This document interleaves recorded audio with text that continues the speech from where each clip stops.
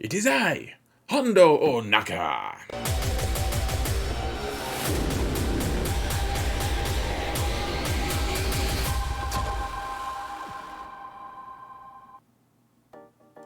Hello everyone and welcome to another episode of Zareth Prevails.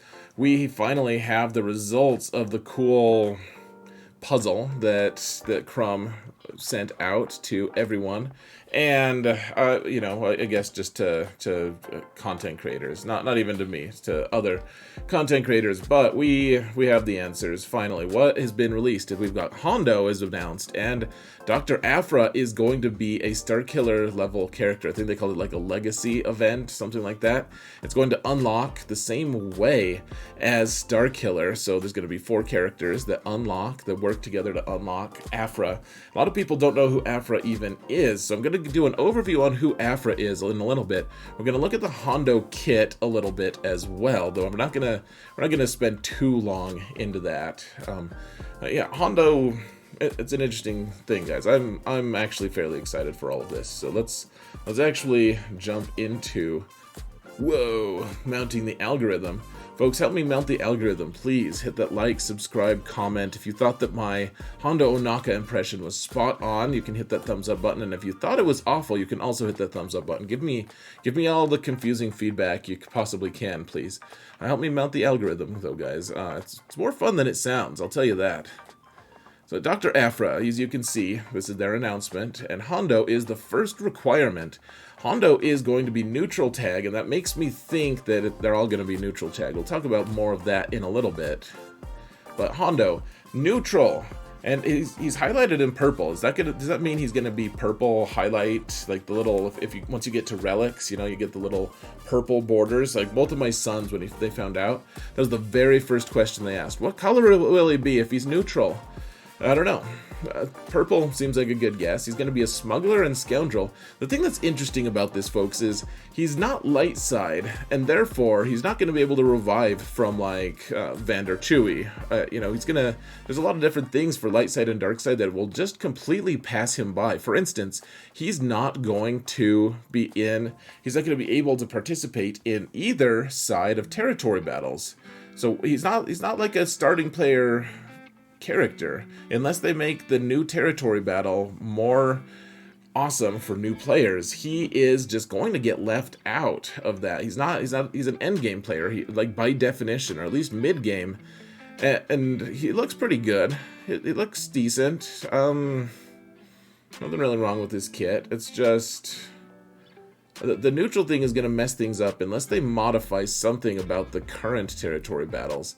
The new territory battle he'll probably do well in. His synergies are interesting too.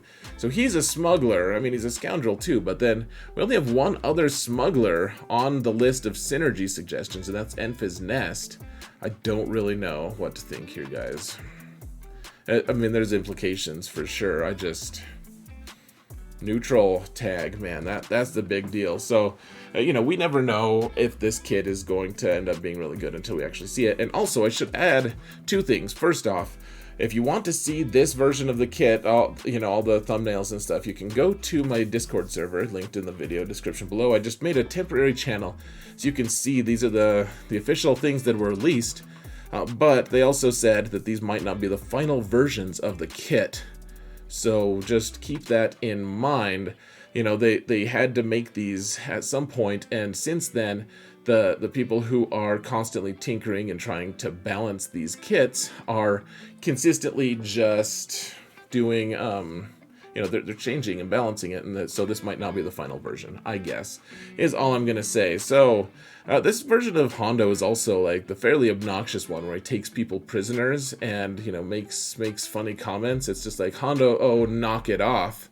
But yeah, he's got basic I smell profit. So everything about him, folks, is surrounding this captive and ransom mechanic. So it looks like it's just going to be another version of Fracture, kind of. It doesn't work at all on Galactic Legends. Even like Thrawn's works on Galactic Legends. His doesn't, though. It looks like it's just straight up Galactic Legends are out, raid bosses are in. I don't know if that means like the bosses in territory battles are also in, not sure.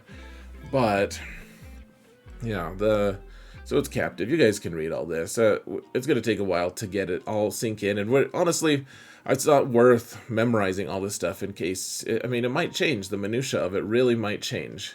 But essentially, you fracture them. They can't move for a couple turns, and then it's just over. You don't have like a way to prolong it. You don't really want to prolong it because you gain all these bonuses based off of. So once it stop being a captive, and even while they're a captive, you get ransom stacks, and those ransom stacks give you all kinds of fun boosts. You can call people to assist. His kit is as long as a book, so if you're ever bored and you're done with Jabba's kit finally, you can read his. So his unique is actually 2 pages, his first unique, I should say. So one of the interesting things is if he's taken someone captive, and then he has two turns basically. Like he has one turn while he's holding them captive, and then the next turn, then he sets them free or whatever, and then he gets all the stacks of ransom, and then you get all these cool things based off of the stacks that he has and everything. That's just good business. He's funny. He's fairly obnoxious, like I said. Hondo obnoxious.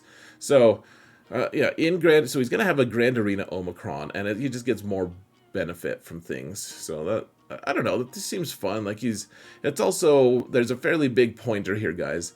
He gains 25% turn meter per other scoundrel or smuggler ally, which is interesting because how many characters are smugglers who aren't also scoundrels? Like, I don't think there are any. Are there? Like, there's people who are smugglers, but no, man, I'm not a scoundrel. Me? Scoundrel? No. Negative. Not a scoundrel, a-hole. I am a smuggler, however, which makes me a scoundrel. No, I don't know. Like, that just seems redundant or something. I don't know. Why do they care about smuggler if scoundrel? But one way or another, he gains stuff based on scoundrel and smuggler. Like, he's probably just gonna go with other scoundrels and smugglers. That's fine. I would love it. It looks like he won't have any, but maybe when he's released, they'll show us. Like, maybe he has an Ezra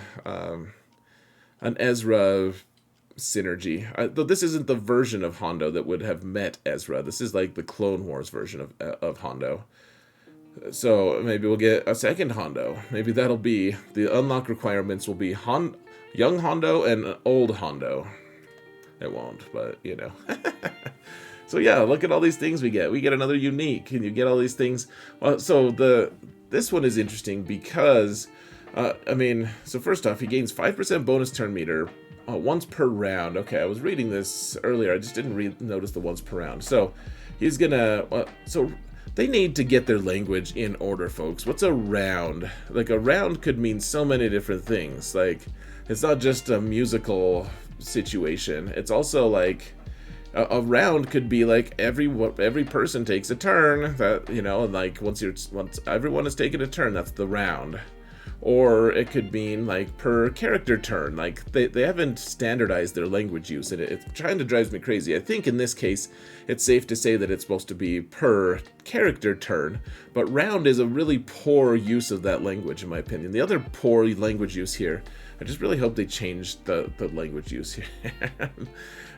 So Hondo gains 100% turn meter. So yeah, so if he has at least 2 allies with him at the start, but then he's the only person left, look at this. So he gains, as the condition, once he's the only remaining character, then he gets all these things.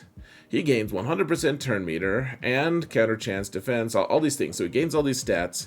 But the thing is, the way it reads right now, Hondo gains 100% turn meter as a conditional. So if he's the only character remaining on his side, he gains 100% turn meter.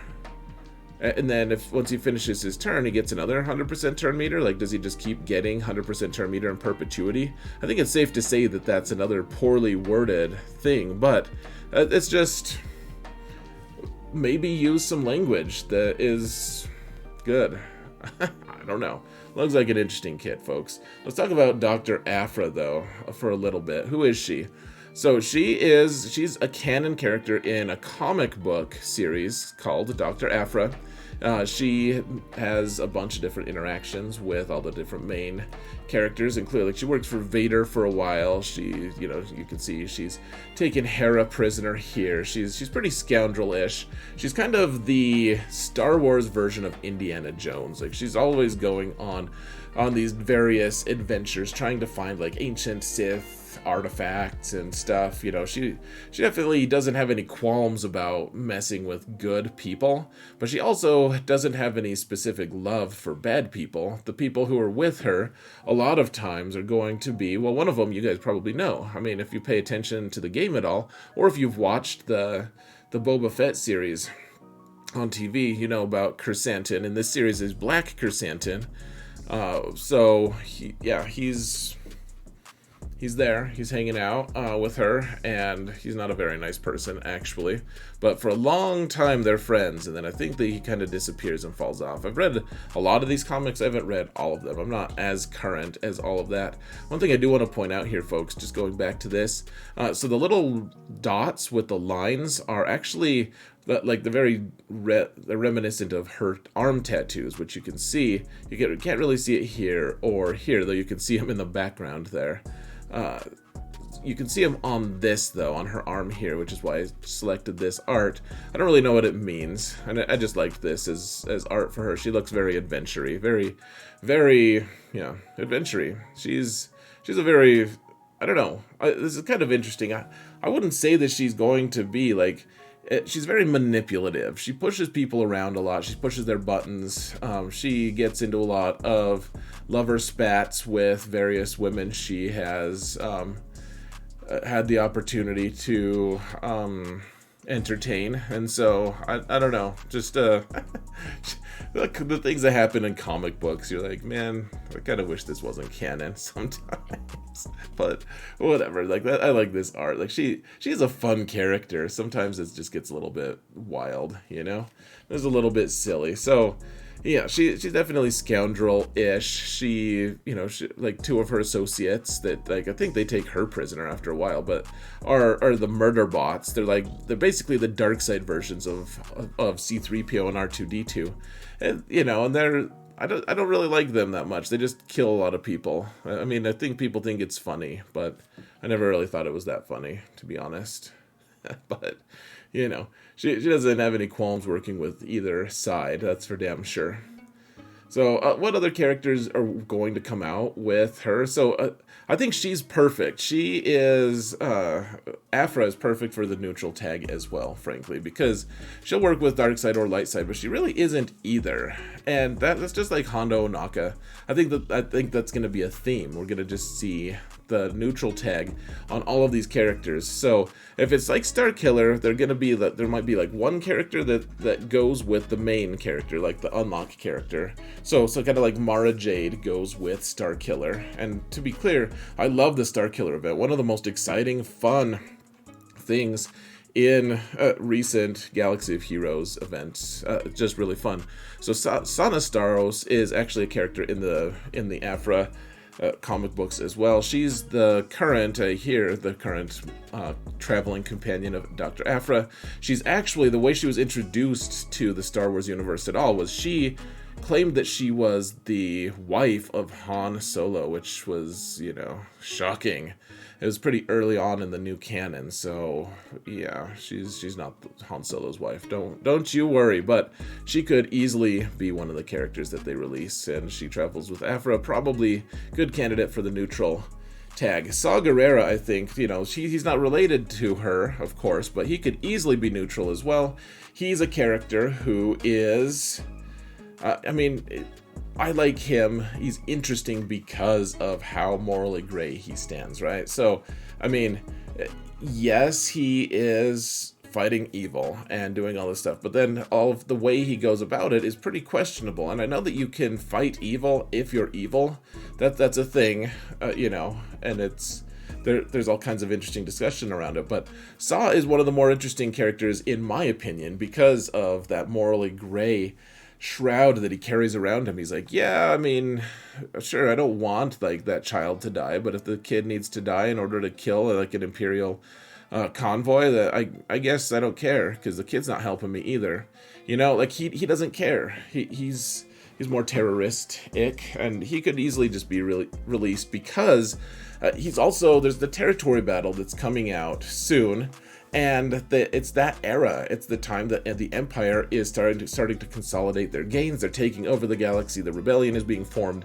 And Saw Gerrera is one of the people who just turns around from the Clone Wars fight and decides to fight the Empire as well, as hard as he can. So he fits in perfectly with the territory battle stuff. He could lead a squad of other rebel fighters. I think he would fit in perfectly here. Not to mention, he's about to be in the Andor show series, if you're going to watch that. It's pretty good so far. But Saw he needs to be released, and I think this would be a great medium. A neutral tag for Saw makes a lot of sense to me. Now, this one is reaching a little bit. This one is probably not going to happen, but I'm just right now. I mean, I'm being influenced by the book I'm reading right now, and which is the old decanonized now Thrawn trilogy.